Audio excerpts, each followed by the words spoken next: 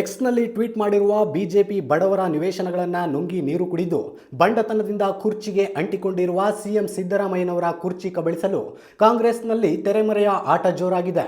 ಸಿದ್ದರಾಮಯ್ಯನವರ ಬೆಂಬಲಕ್ಕೆ ಬಂಡೆಯಂತೆ ನಿಲ್ಲುತ್ತೇವೆ ಎನ್ನುತ್ತಲೇ ಸಂಚು ರೂಪಿಸುತ್ತಿರುವ ಹಲವು ಬಣಗಳು ಗದ್ದುಗೆಗಾಗಿ ಮಸಲತ್ತಿನ ಬಲೆ ಹೆಣೆಯುವುದರಲ್ಲಿ ಬ್ಯುಸಿಯಾಗಿವೆ. ನೈತಿಕತೆ ಇಲ್ಲದ ಮುಖ್ಯಮಂತ್ರಿಗಳೇ ಸಂಚಿನ ಪದಚ್ಯುತಿಗೆ ಬಲಿಯಾಗುವ ಮುನ್ನ ರಾಜೀನಾಮೆ ನೀಡಿ ಮುಖ್ಯಮಂತ್ರಿ ಸ್ಥಾನದ ಗೌರವ ಉಳಿಸಿ, ಇಲ್ಲದಿದ್ದರೆ ಕಾಂಗ್ರೆಸ್ನ ಕೆಟ್ಟ ಇತಿಹಾಸದ ಪುಟಗಳಲ್ಲಿ ನೀವು ಮತ್ತೊಂದು ಅಧ್ಯಾಯವಾಗುವಿರಿ ಎಂದು ಎಚ್ಚರ ನೀಡಿದ್ದಾರೆ. ಇನ್ಸ್ಟಾಗ್ರಾಂನಲ್ಲಿ ಪ್ರಧಾನಿ ನರೇಂದ್ರ ಮೋದಿಯನ್ನ ಹಿಂದಿಕ್ಕಿರುವ ಶ್ರದ್ಧಾ ಕಪೂರ್ 91.4 ಮಿಲಿಯನ್ ಫಾಲೋವರ್ಸ್ ಹೊಂದಿದ್ದಾರೆ.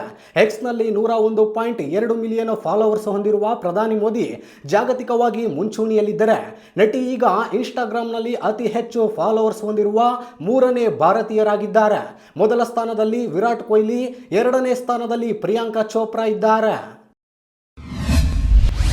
ಮುಡಾ ಹಗರಣಕ್ಕೆ ಸಂಬಂಧಿಸಿದಂತೆ ಸಿಎಂ ಸಿದ್ದರಾಮಯ್ಯ ವಿರುದ್ಧ ತನಿಖೆಗೆ ಪ್ರಾಸಿಕ್ಯೂಷನ್ಗೆ ಅನುಮತಿ ನೀಡಿದ ಹಿನ್ನೆಲೆಯಲ್ಲಿ ರಾಜ್ಯಪಾಲ ತಾವರ್ ಚಂದ್ ಗೆಹ್ಲೋಟ್ ಅವರಿಗೆ ಝೆಡ್ ಕ್ಯಾಟಗರಿ ಸೆಕ್ಯೂರಿಟಿ ನೀಡಲಾಗಿದೆ.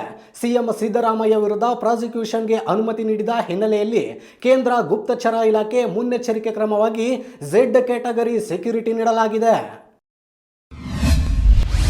ಮೀನು ಹಿಡಿಯಲೆಂದು ಹಾಕಿದ್ದ ಬಲೆ ತೆಗೆಯಲು ಹೋಗಿ ಯುವಕನೊಬ್ಬ ನೀರು ಪಾಲಾಗಿರುವ ಘಟನೆ ಶಿವಮೊಗ್ಗ ಜಿಲ್ಲೆಯ ಸಾಗರ ತಾಲೂಕಿನ ತುಮರಿ ಗ್ರಾಮದ ಶರಾವತಿ ಹಿನ್ನೀರಿನಲ್ಲಿ ನಡೆದಿದೆ. ಝೆಡ್ಡಿನ ಬೈಲದ 30 ವರ್ಷದ ಮೀನುಗಾರ ರವಿ ಮೃತ ದುರ್ದೈವಿಯಾಗಿದ್ದಾನೆ. ಮೀನಿನ ಬಲೆ ಬಿಡಿಸುವಾಗ ಆಕಸ್ಮಿಕವಾಗಿ ನೀರಿನಲ್ಲಿ ಮುಳುಗಿ ಯುವಕ ಸಾವನ್ನಪ್ಪಿದ್ದಾನೆ.